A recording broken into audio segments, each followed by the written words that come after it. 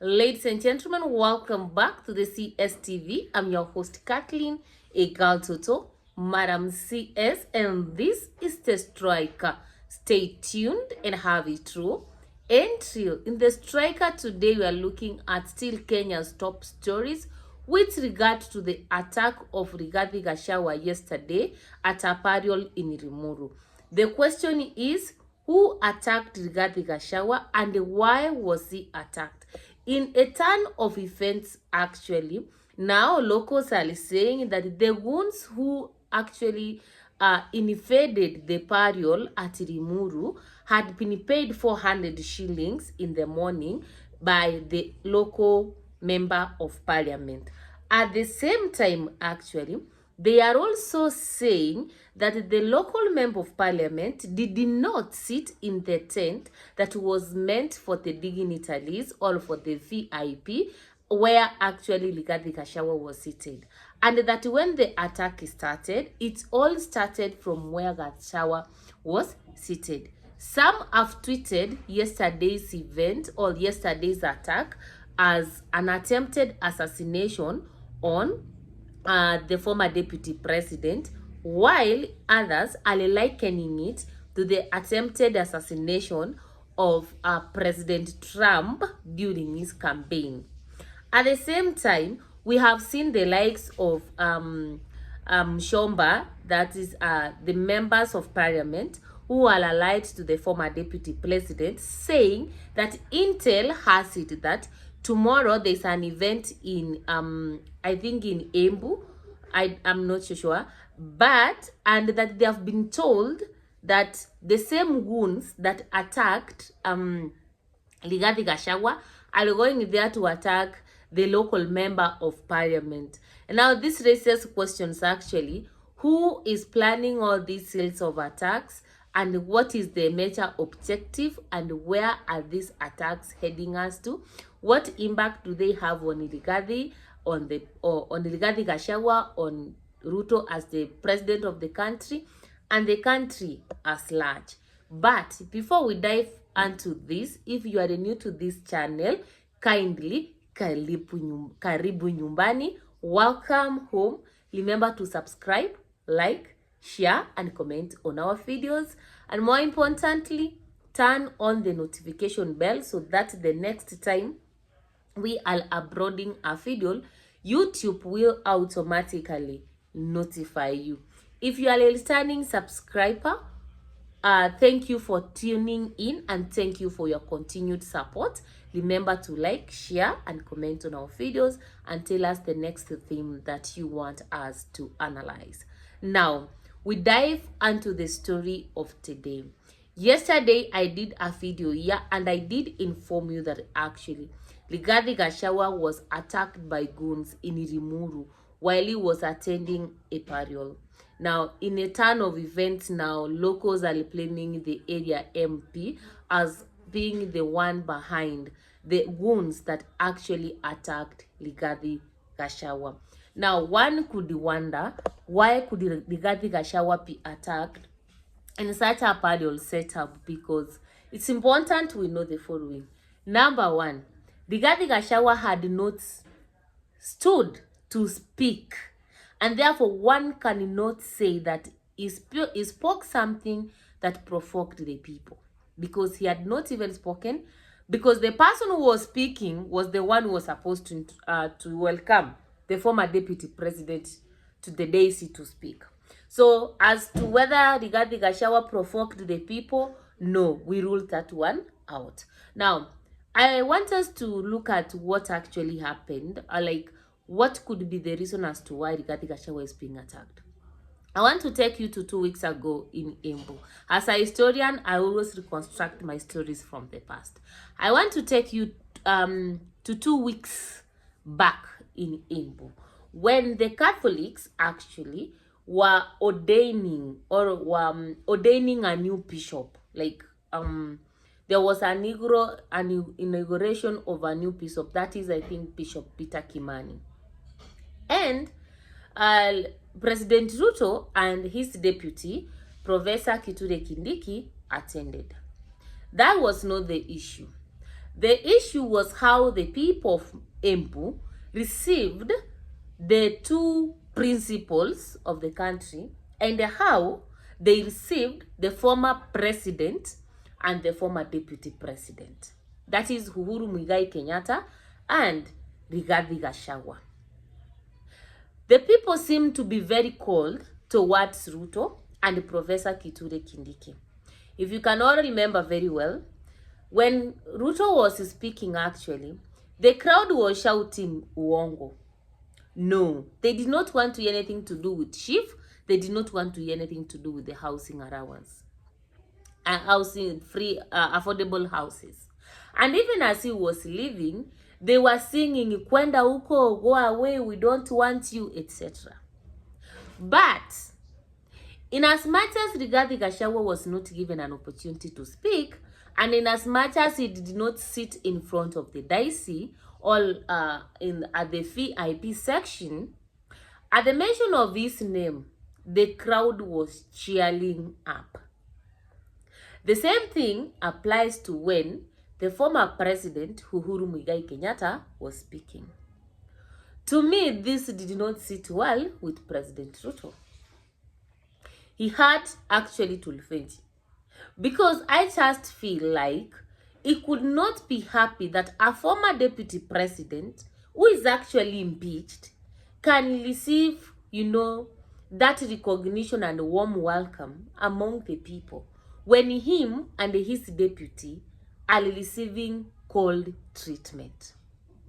And President Ruto, having appointed Kithure Kindiki, who is from Mount Kenya East, expected that Embu being Mount Kenya East, the governor Cecily Mbarire being one of the leaders in UDA, the people from Embu could receive him and his deputy well. It also told one thing actually to Ruto, that he has not succeeded in dividing the mountain.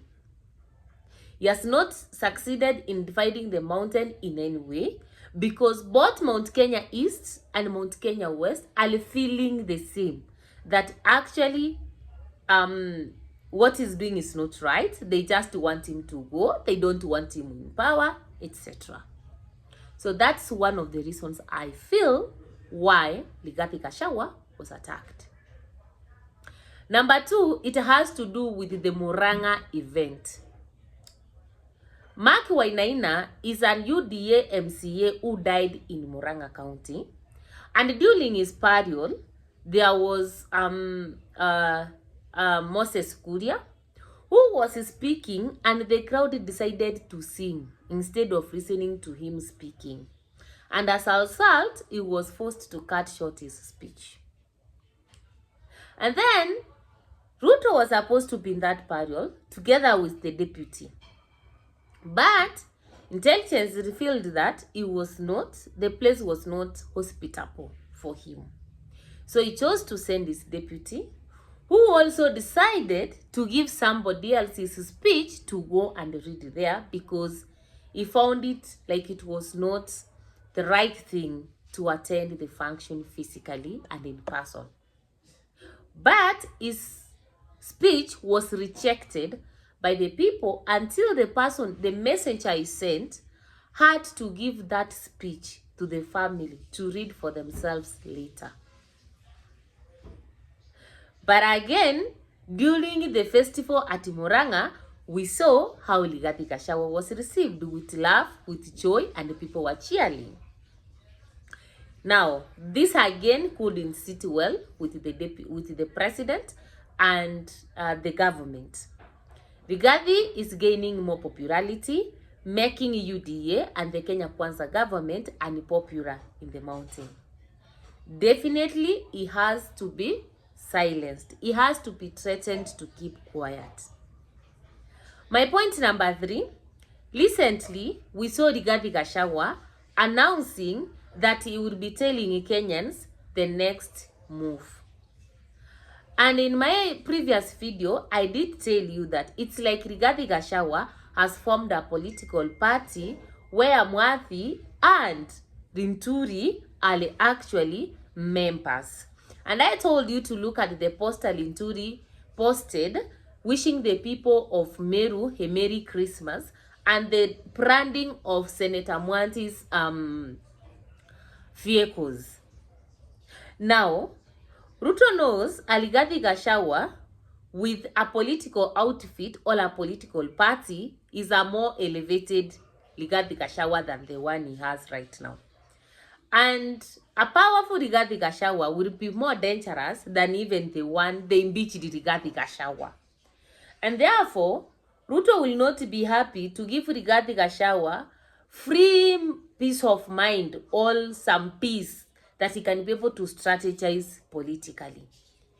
I think from where I stand, Rigathi Gachagua has to be distracted, threatened, frustrated, so that he doesn't have enough time to think about steering his political ambition forward. So that's also my point number 3 as to why I think Rigathi Gachagua was attacked.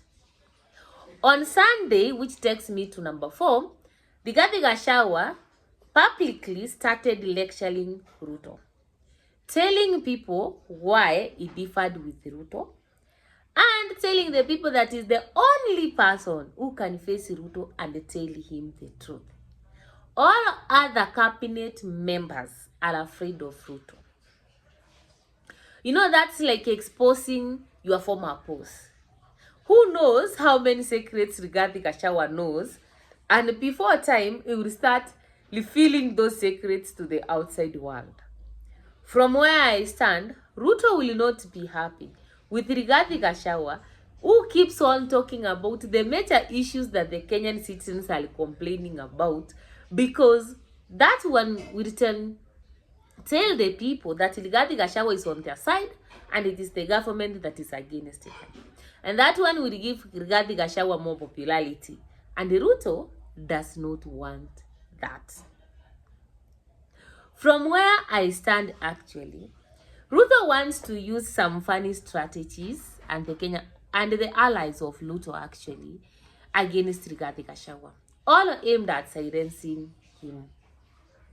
You know, the member of parliament of Rimuru, who's being blamed by the locals as the one who actually orchestrated the goons or the attack at the burial, is a serious member in the Kenya Kwanza government. And therefore, there could be speculations that he did that either to protect his master or to fulfill a duty that he was given by his master. But from where I stand, I don't think that actually working or handling Rigathi Gachagua with violence is going to help the Kenya Kwanza government in any way. From where I stand, if they did not have any hand, by now we could be having the culprits arrested and arraigned to court. Because those are the people who are seen on live cameras, you know, live televisions. But the fact we have not been told that even one has been apprehended, it speaks volumes. And from where I stand, I don't think that handling Rigathi Gachagua with violence is going to help the Kenya Kwanza government in any way. Why I say this, it's because we all know both President Ruto and the former Deputy President Rigathi Gachagua were students of Moi and are students of Moi politically. These are the people who served under President Moi for the entire period that actually was the president. And if it is learning, they both learned from the best. And I'm sure that Ruto knows that about Rigathi Gachagua. So using violence against Rigathi Gachagua is never going to stop Rigathi Gachagua in any way. Perhaps it is time Ruto, you know, beat the buy and decide to sit down with Gachagua. They speak to end all this animosity that is building up. The use of goons is not going to help. And maybe the last reason, it could be somebody wants to test the waters. Can we use militias for payment, all for the highest bidder, to silence our political oppressors or opponents? This is something that has been used in Kenyan history, especially under President Moi, for a long time.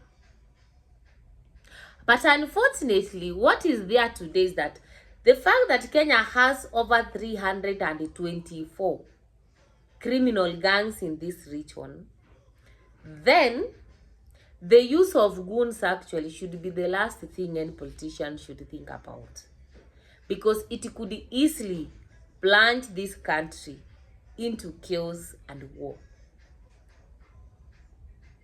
So I don't think there's an amount of violence and intimidation that is going actually to stop Gachagua from pursuing his political ambitions. Perhaps the court decides not to clear him to run for any position.